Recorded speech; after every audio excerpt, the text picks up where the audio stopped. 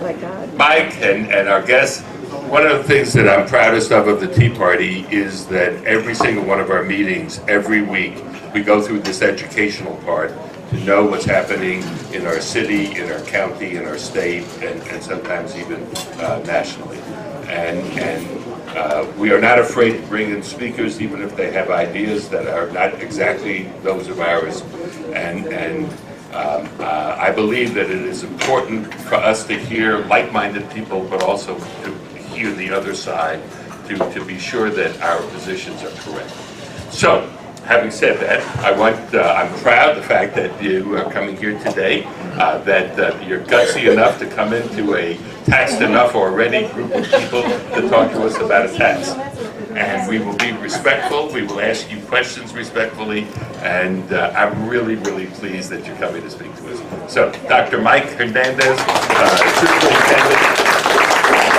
Superintendent of the High School.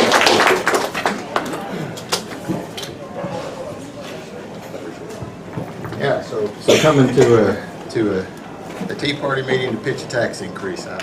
But I think I've solved one of your problems. We're going to solve the panhandling issue by investing in education to keep them off the streets from panhandling. There we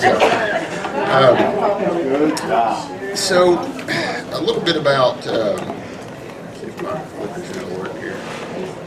Mr. Upshaw, I may need you to click over there for me. Devil's in the electronics. It worked. I think it went to sleep on me. You can just hit the space bar.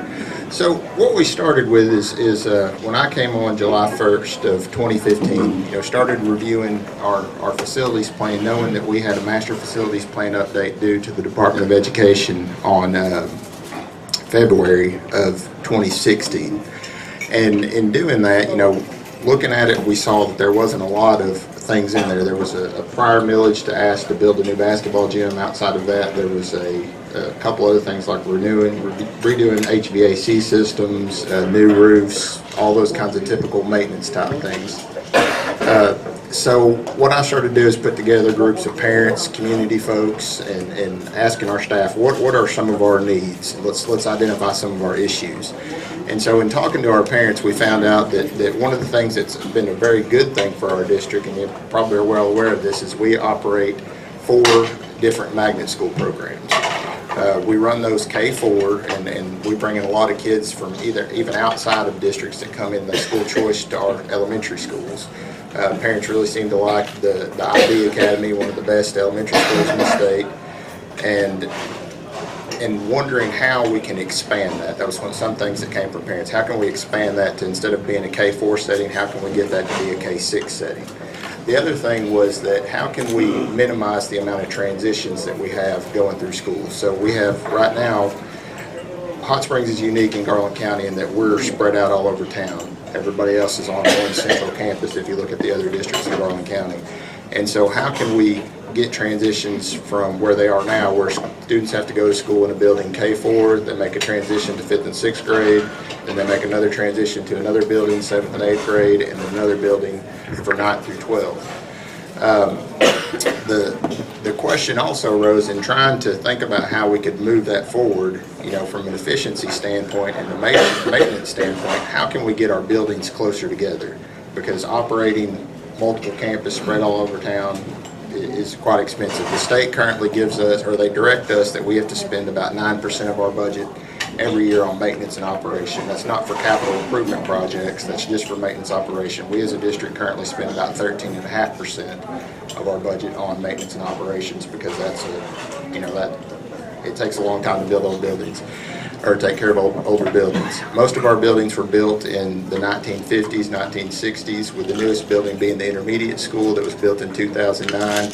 It was originally built for 5th and 6th grade, but we moved Park IB, which is a K-4 elementary school, onto the bottom floor. The top floor is all of our district 5th and 6th graders aggregated together on the top floor. So in all of that, that was kind of the reasons of going forward with this plan. And I've got a little video that Mr. Upshaw, if you can hit that next button, hopefully we'll have some sound. And then we're going to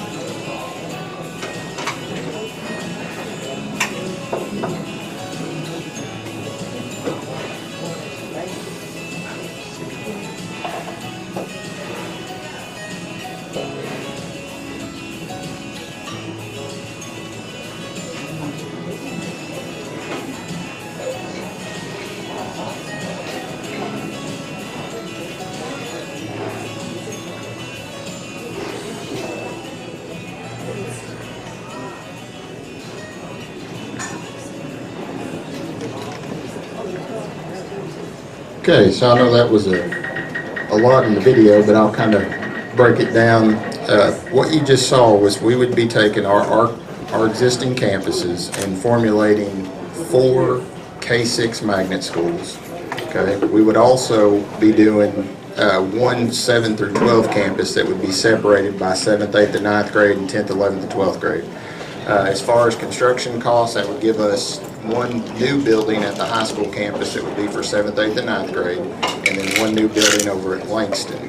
The other buildings would be renovated to equip K-6 populations. What this would do is take us from going from operating 8 different campuses down to what we call 4 super campuses, because we'd have 2 K-6 magnet schools next door to each other. That'll help us share staff. That will also, in 7 through 12, because certification levels are what they are, we'd be able to share staff at the high school campus also. It would also reduce some of our transportation costs. And then obviously by operating newer facilities and renovated facilities, we hope that would lower some of our maintenance costs in addition to that. Next slide, please. So here's a listing of each project at each school, so you can kind of see what that is. We're looking at doing some improved parking lots, also remodel the existing library. Our band program has grown where we had around 60 to 70 students. We're now getting close to 120 band students. So we're wanting to do a remodel of our band room, also a bandstand over the current stands that will allow us to keep our kids out, instruments and uniforms out of the weather. Also, we want to do a new visitor parking lot, and then also renovate. We started to the process of renovating restrooms in our high school, but we'll continue to do those restroom renovations throughout the rest of our building. What does that mean? What's that? Restrooms? Restroom renovation. What does that mean? That means that we're taking basically all of the existing urinals, toilets, walls, and redoing those and updating the bathrooms to make them to where they're not old. Yeah, this has nothing to do with the gender issue. Yeah, good question. Why do you need need to remodel the library when the books are not in use as much anymore and you can get everything on computer? Why do you need to remodel the library? Can we hold questions till I get through the presentation? Thank you. Okay. All right. Let's hold questions till later, please. Okay, so the new junior high, which would be, we would construct a 7 through 9. The high school right now holds grades 9 through 12. We would pull the 9th grade out to join with the 7th and 8th graders to form the new junior high, which would be next door. It would also include a 1,000-seat auditorium. Right now we have about 900 kids in our high school, but our current auditorium seats about 450. And so with this one auditorium will be able to serve both campuses to have, large events, plays. We also keep it open to the community to do things such as Garland County's Got Talent, the Hot Springs Music Festival, and all those that currently use some of our facilities now. The next thing we have there is a multi-purpose arena. What that'll be is a 2,200 seat place where we can do our home volleyball, basketball games. The reason why these are connected is because when we build a new education space, we have to have physical education space, we have to have fine art space, so by putting these together in one section, we won't have to duplicate and build additional physical education space or fine art space. We'll also do things like host state tournaments, winter tournaments, trying to bring businesses or people into town to eat at our restaurants, do those types of things when we host those basketball tournaments. Next one. The next one is Langston. This is over there on Silver Street, right off of Malvern Avenue. We looked at first renovating this space to make it adequate for a K-6 elementary school. Some of the things that we had on the list was it needs a new roof. We're going to do new windows, ADA compliant doors, also add space. We're to the point where that green space is on the screen. Our pointer won't work because it won't go on the screen. But that's where the existing cafeteria is. It used to be the old gym for the old Langston School that was torn down in 1970. That's a place that our architects and engineers say we needed to tear it down and rebuild it. And so we haven't touched electrical or water, and so that got up to be around the $8 million mark for renovation of that building. And so we went with just building a brand new facility at that site. We would build it on the site where the old Langston used to sit. That way when it's constructed, then we would tear down the old Langston. We would keep the actual physical education space, and the cafeteria spot would become the playground in that area. All right, next one, Mr. O'Shaw. The 7th and 8th grade would move out of the middle school, obviously to the junior high campus. So what we would do with that is that 7th and 8th grade building would become the new Visual Performing Arts Magnet School. That's currently on Oaklawn Street. The big issue with that is that we're full in that building and we have to turn a lot of kids away that want to come to that school. And so this would allow us to have K-6, and it's suited for a population of the K-6 Oaklawn. Oaklawn currently has around 600 students, and so by adding 5th and 6th grade, that would put us over what that building, and without having to add more classroom space or any of that kind of stuff, was the reason why to move it to the middle school. We would be doing renovations there. We would redo the auditorium, renovate restrooms, not to include any gender type stuff. Redo the front facade to make a safe, secure entryway, a K-4 playground, and then also we need to put a new roof where the existing flat roof exists. Okay. Where we would move the visual performing arts students out, we would actually move the Gardner students, the Gardner STEM Magnet School students would move into that. Their population at Gardner currently is around 430 students, so going to 5th and 6th grade, added onto that, they would have more than enough room to be able to fit in the current Oaklawn site. We would do a new entryway to get most of the traffic off Oaklawn Street, and we'd replace windows, we would replace the doors with ADA compliant doors, and that would get us a K-6 Gardner School there. The next site, Park, this is where all of our aggregate 5th and 6th grade students go to school now. On the top floor, this whole building would become a K-6 IB Magnet School. It would help traffic flow by simply not having to operate two different schools within one school. All right. And then as far as vacating the Gardner campus, we looked at trying to make this a K-6 campus, but the only space that we have available to build on is where that green spot is at the top. And so it is currently where the playground is. And so it was best for us to look at other options. We've been in conversations with other districts about opening up another pre-K in that site. We were responsible for all the students that went to Job Corps. With Job Corps closing, you know, we were looking at partnering with other districts to try to do some more career focus, kind of a vocational type school. That way we didn't bear the whole brunt of that cost. We could share that, have things like welding, aerospace, all those types of different vocational type campuses, and bringing that back into the high school curriculum as opposed to the way we're doing it now. And so that's something we are doing with our charter, but there's a lot of things that, you know, and I'll give you an example with welding. National Park College has a welding program, as did Job Corps. Job Corps was for 16 to 18-year-olds. National Park, you have to be 18 to get into that program. And so this would allow us to get kids in welding when they're 16 years old and start that program. So that's the reason why we want to have one on our high school type campus. Okay, next. Costs. These are projection costs of what it would cost to do the construction. You can see the most of the money is tied up in the junior high complex and the new Langston facility. So for a total of $54 million as far as the cost of just the construction part. All right, so next. And I'll spend a little time here. This is what we're asking for. It's to increase the new debt mills by 4.4 and then extend the current debt mills out through 2046. Right now the current debt mills run out through 2031. There's 10.8 that are in place. The 4.4 generates for us about $43 million that would be available for construction.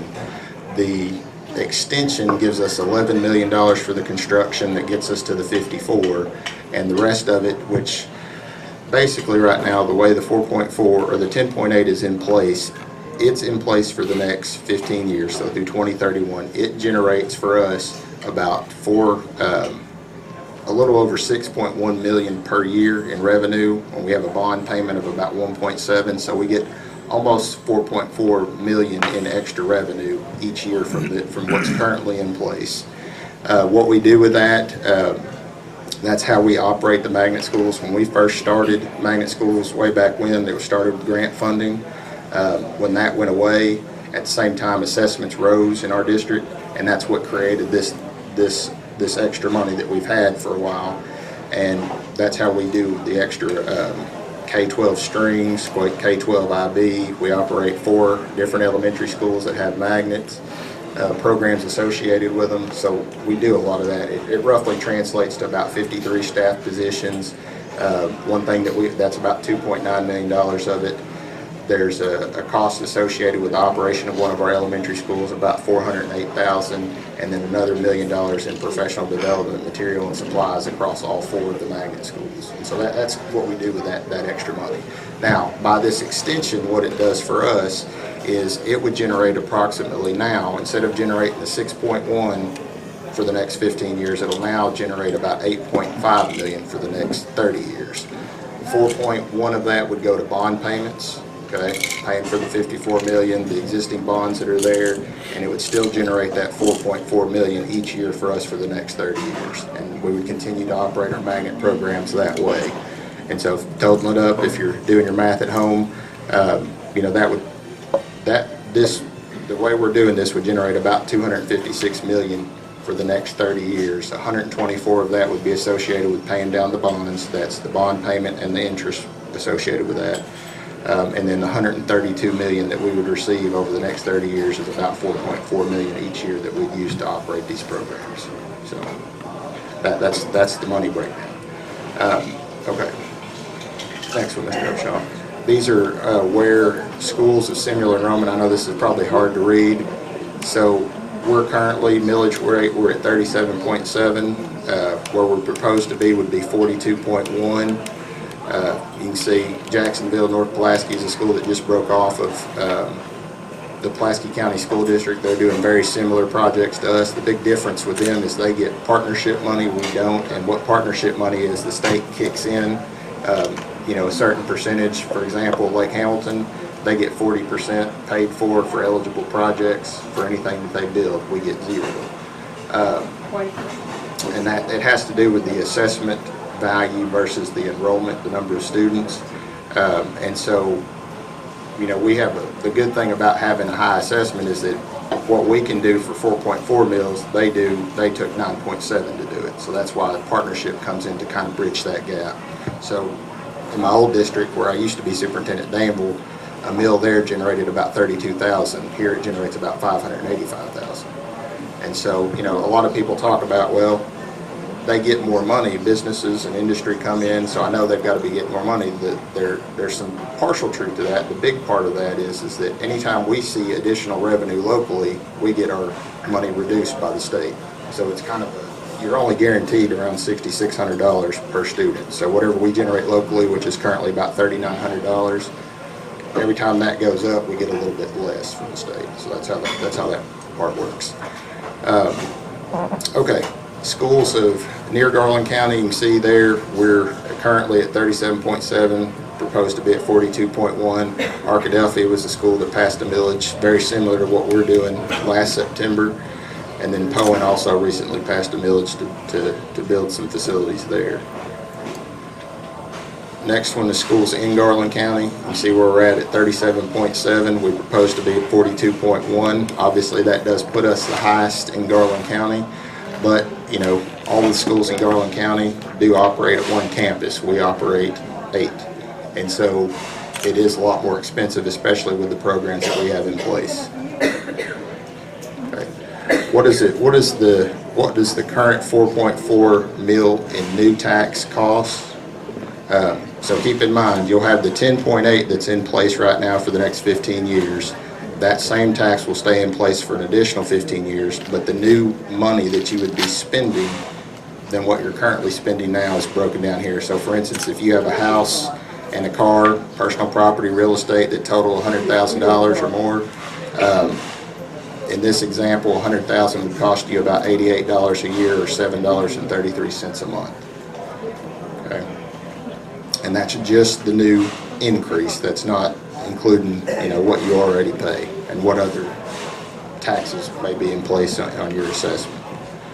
This is just related to the school tax. All right.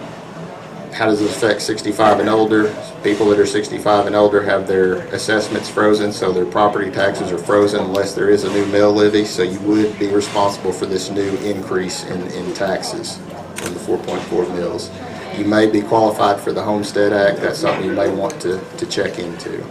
I'm sure y'all know a lot about that stuff. So communities are known by our schools. You know, essentially what we're wanting to do is make sure that Hot Springs, when people come to Hot Springs, that they know about that they have a great place to go to school and have education. I think a lot of people that go to our schools, they know we have great programs. But when you drive around and see facilities, you know, we've just kind of not invested as a community in buildings. We've invested in programs, and what we're asking for is to continue those programs, which we've seen have been successful. But by that same token, we've got to do something with our facilities. So we're kind of at that point where we're going to have to make some decisions, and this is what we're proposing as a school district. Election day, and I'd like to point out this is not a special election. This is our normal school board election. We made a conscious effort to have this election on our school board day because it doesn't incur us any more cost. We were already having this election anyway, and so it's not something that, you know, we try to be out front and be transparent. That's why I'm here trying to pitch the Tea Party a tax increase. But, you know, we want you guys to know, and not asking you to support it or not support it. We just want you to have good factual information. I know there's people that like to put things out there that twist the facts sometimes, but these are the facts. So with that, I'll take questions.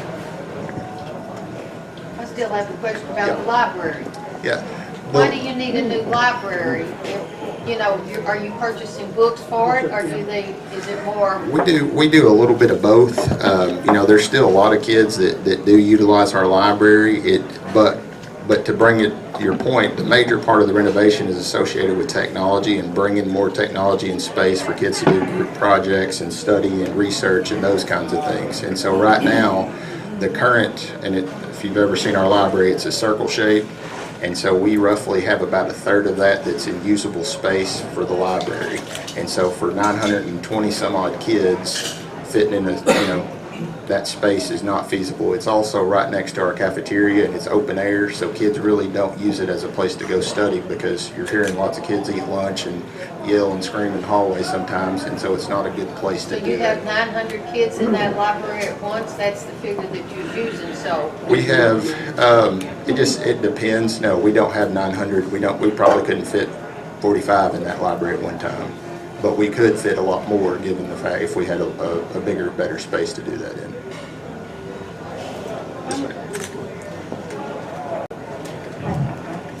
I just want to, I think that we should keep our schools nice, and I am not against, improving our schools and improving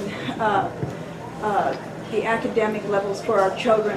What I am opposed of, though, is taking this much ahead of time, making this till 2046.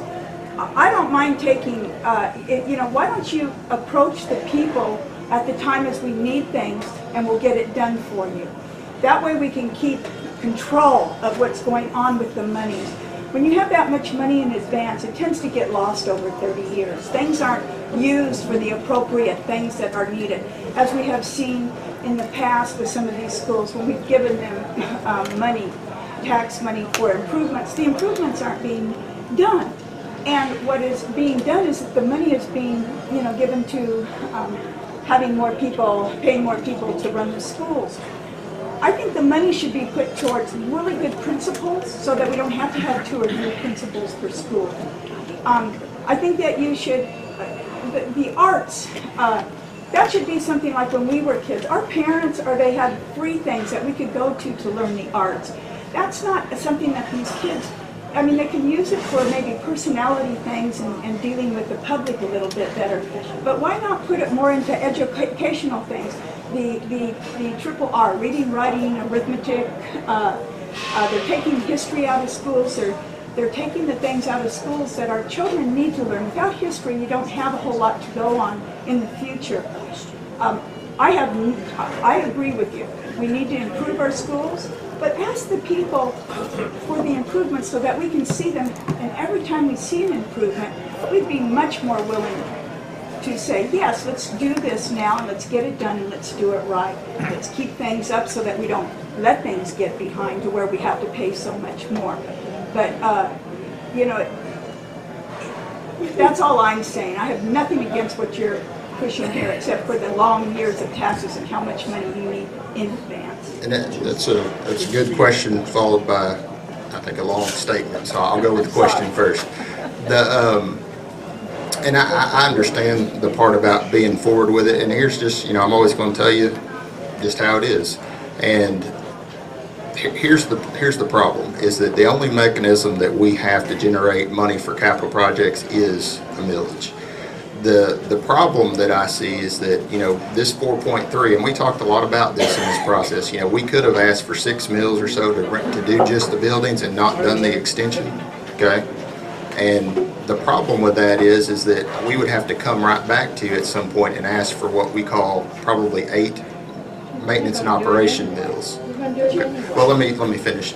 So 8 M&O mills. The problem with that is, one, if I, of course, I know y'all don't like taxes, but if I gave you the choice and said, I want you to pass a tax that's going to expire in 30 years versus one that's not going to expire, and the only way it's going to get off the books is if we bring it to you as a vote, to vote it out, which one are you going to pick?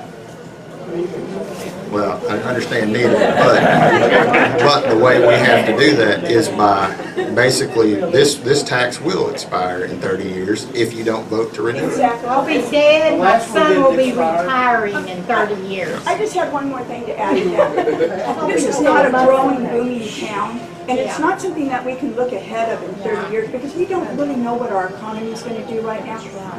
When you look at if you ask DHS and some of these areas, and the censuses, if you look at that, we have 35, it says 29, but it's really 35% of people that are in poverty here.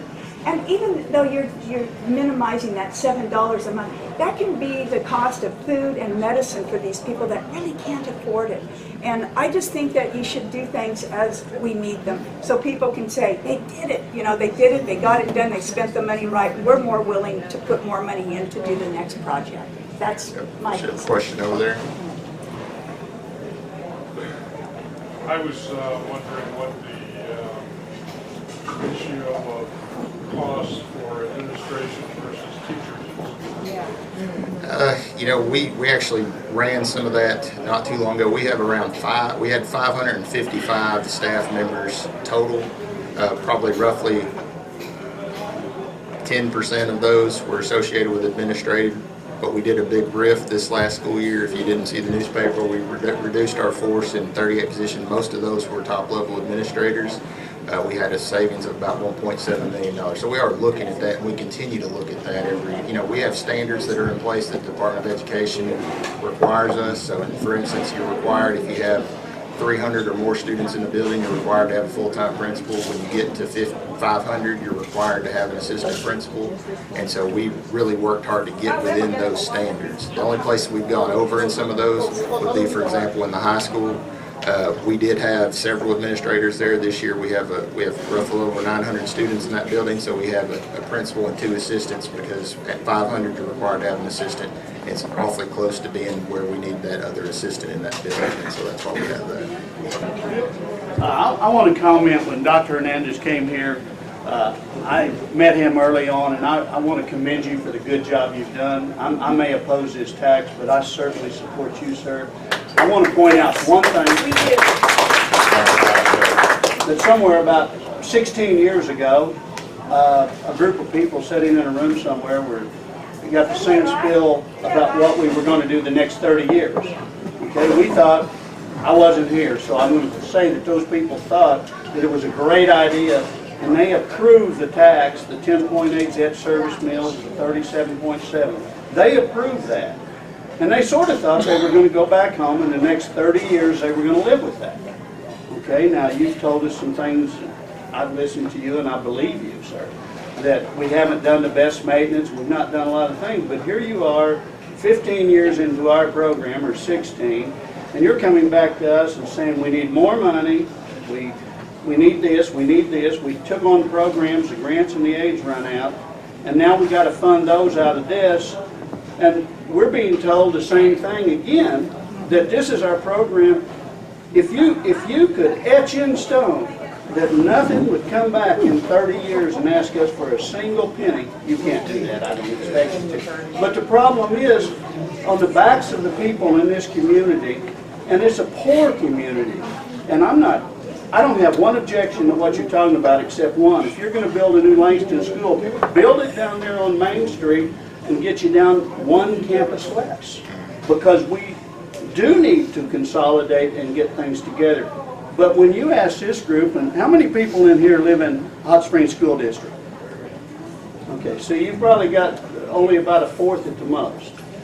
You know, we're being asked that, and when we look at our community, our people are poor. We have a very high poverty rate, and I know you want to lift people out of poverty, and I admire you, but we kind of believe in this group back to basics and hold it, because you're taking our money out of our pocket to do these things that we wonder if they really are all necessary. But I really admire your program, and I admire your spunk, and I appreciate you being here. And I hope you're not mad at me after this thing's all over, regardless of the outcome. Thank you. Looking at the slides of the new facilities, it's apparent to me that there is a lot of glass. I mean, from glass walls to 2/3 glass walls.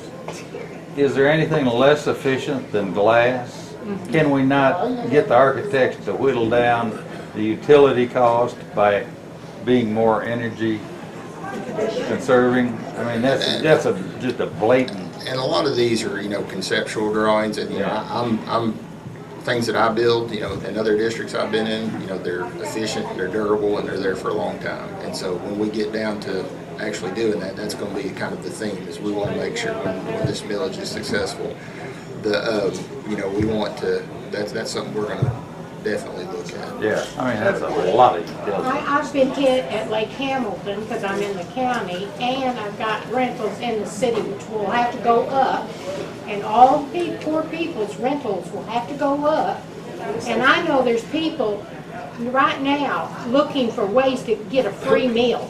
We're getting a bunch of moochers, and when you keep gouging people, you get more moochers. Now, I'm getting hit at Lake Hamilton, but I know 50% of their kids will make it in society. I don't have that confidence in the children in the city. I just don't think they have the drive and dedication that the kids in the county have. And that's why people are moving out of the city. And that's why you're losing enrollment. Because You know, let me say this about the losing enrollment part of it. You know, we've pretty much been, I went back and pulled numbers since 2004, 2005. We've averaged about 3,600 students. October 1st of 2004, we were at 3,647 students. Last year, October 1st, we were at 3,642. And so as far as this idea of declining enrollment, there are some numbers out there that the Department of Education always put in the master facilities plan every year. Every 2 years, they do a projection based on census data and what they think is going to happen. Two years ago in 2014, they had us projected to be at 3,800 in 2024, and then this last year they projected us to be at 35, and then if you go back 2 years before that, they project us down. And so that's not really an adequate statement when you say enrollment's declining. I want to plant a seed. You're a young man. You got a long time to go doing what you do. I want to know why the school districts, not just here, but in every part of the country, don't build new facilities with monolithic domes. They're 40 years of maintenance free, 30% cheaper to operate utilities. They're tornado proof, virtually earthquake proof, and that's probably a 10. Winds don't bother them, rains don't bother them. Externally maintenance free for up to 40 years. And you don't have all that glass on the outside. And they're as cost efficient to build as anything you've shown us today, and in a lot of cases cheaper, and you don't have to pay a bunch of consulting attorneys, architects, hundreds of thousands of dollars to plan a building that's just like every stinking building that's ever been built before, but with more glass and more waste. The people who build those domes for schools, they'll provide you with free architectural services. You don't have to pay big bucks for it. It would be a tremendous savings for the school districts, and the neighbors, the whole neighborhood could go into them in severe storms, and they're tornado proof. You can't tear them. There ain't a tornado in the world strong enough to tear down a monolithic dome. I just don't understand, except they look like a dome, and it seems like people in the school districts want it to be, I want my school different, I want this different, I want to do this, I want it to look great. Damn it, the dome works, and it's cheap. And that, you know, that's an interesting thought that I'll look further into. I do know that was a program that was started several years ago with Hector School District. They actually put in 2 of those monolithic domes, but the state, you know, at that time abandoned it. I don't know why, but they moved away from doing that program. So that's just information. Other questions? Yes, sir. He says one quick question, and then the chairman gets to ask the last question. Well, I got 2. Can I have 2? I'm 70, almost 71 years old. So anyway, paying property taxes is kind of a big deal to us who are already retired, and we have a limited income, and you know. So anyway, it's not just like we can just get all the money in the world that we need for our own lives. So anyway, there's an old Rolling Stones song called "You Can't Always Get What You Want." In other words, you can make a case for all this. It sounds all good and everything.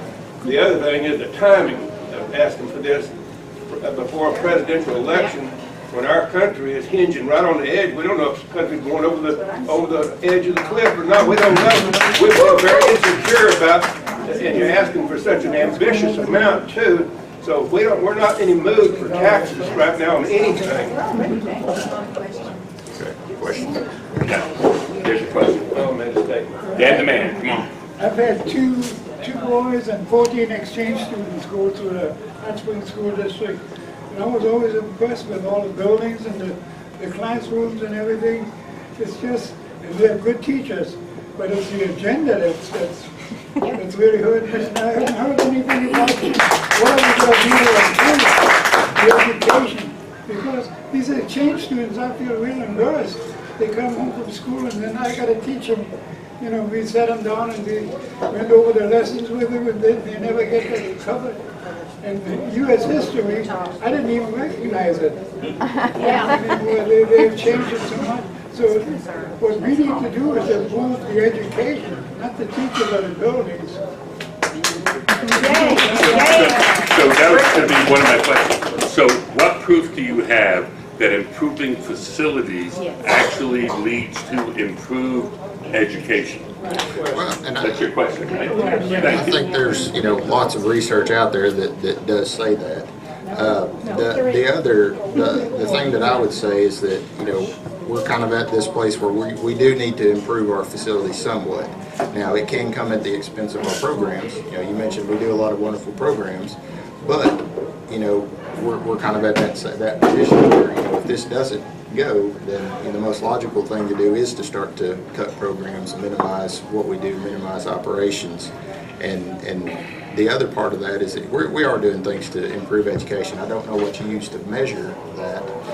If you're looking at test scores, you know, one thing for graduation rates, some things that you need to be mindful of is that when you look at Hot Springs School District and compared with other districts around, you know, keep in mind that our numbers reflect all the other things that we do as far as Job Corps, all the students that come from other states, they're counted in our kids, JDC kids. We used to operate Summit, which we're not operating that this year, where we took all of the students from the other school districts that were dropping out, had issues, and drugs, alcohol, all those kinds of things, and brought them in and they counted against our students. So ACT scores, same thing. When you look at ACT scores, because we do have a high rate of poverty, which is about 80% in our school district, we gave every kid the ACT test because we knew that was probably their only opportunity to do that, whereas other schools, only the kids that were interested in going to college got to do that.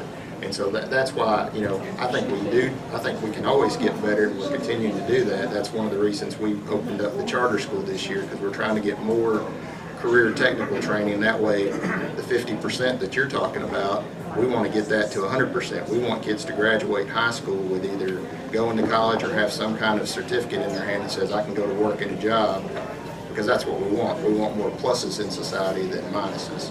And so that's what we're working towards.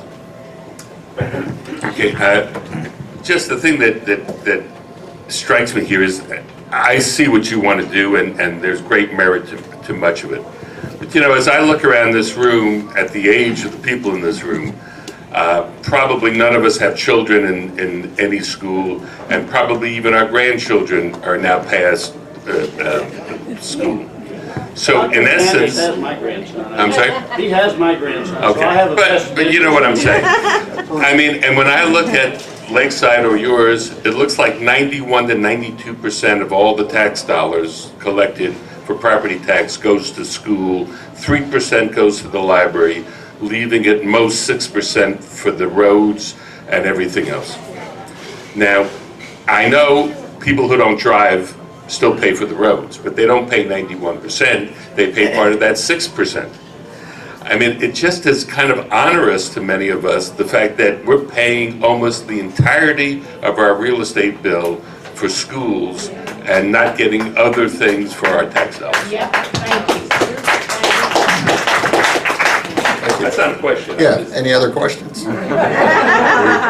Are we taking questions? Last question, and then we'll wrap up. How much is the 91% equal to it? About $30 million a year?